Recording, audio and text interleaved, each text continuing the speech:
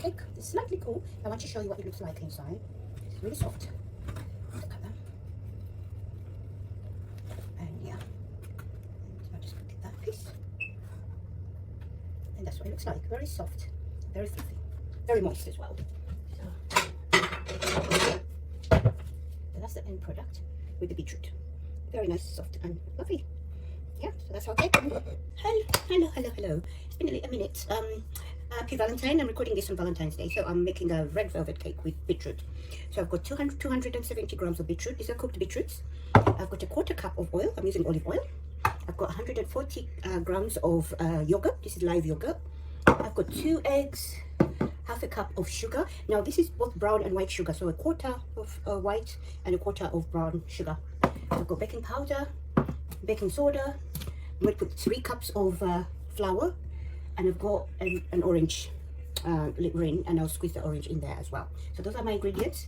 What I'm going to do is I'm going to blend these first and then add the rest of the ingredients as I go.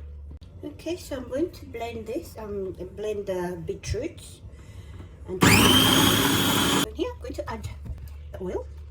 Just mix that together, and then I'll add the sugar. Mixing that together too. And then I'm going to add my 2 eggs. Just one at a time.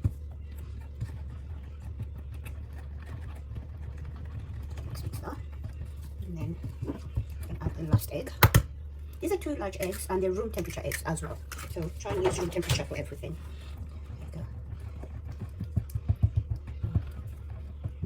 Mix that, and then I'll add in the rind,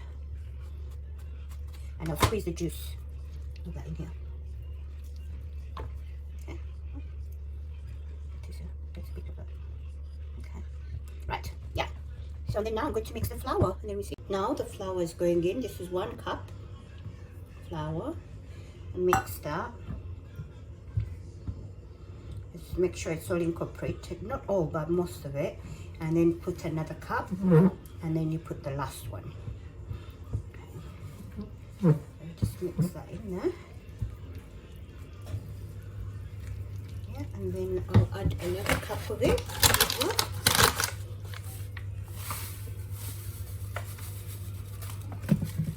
It's too full. Yeah.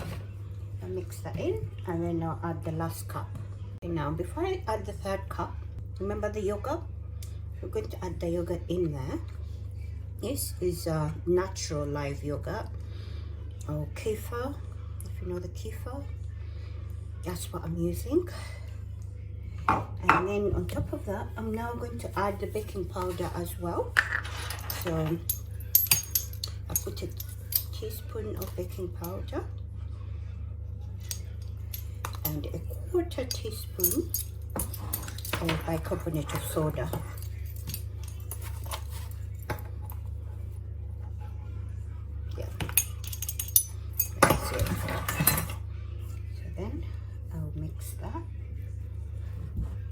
Now the last cup as well, I'm going to add a 1/4 of cocoa powder, and then I'll add that in here. Now I'm adding the cocoa powder. I'll put 3 tablespoons of cocoa powder in there. 3 leveled tablespoons of cocoa powder. And then I'll add my flour, but I'm not going to use a whole cup. It will be half a cup. So altogether it will be half a cup, because it will be so heavy and it will give me a very tough texture. It's just half a cup of, just half a cup there. So I'll pour that in there. And then I'll also put a dash of vanilla. Don't forget your vanilla. It's for the taste and for the flavor, really. So I mix that, and then I'll bake. That's my mixture done. One thing I forgot, which you always never ever forget: pinch of salt. So I'm going to add a pinch of salt in there as well. Because a pinch of salt gives a flavor, some kind of flavor to your cake, especially if you're using oil. You don't have enough, so I've used a teaspoon of salt. I measured it in my hand. It's roughly a teaspoon.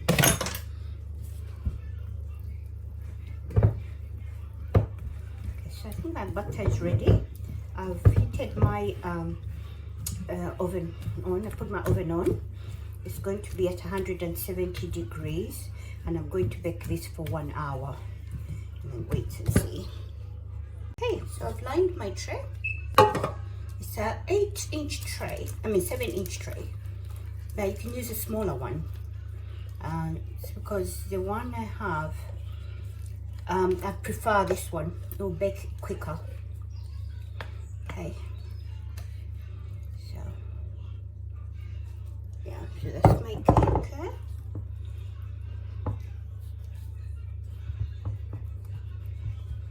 With a cake like this, you get a knife and then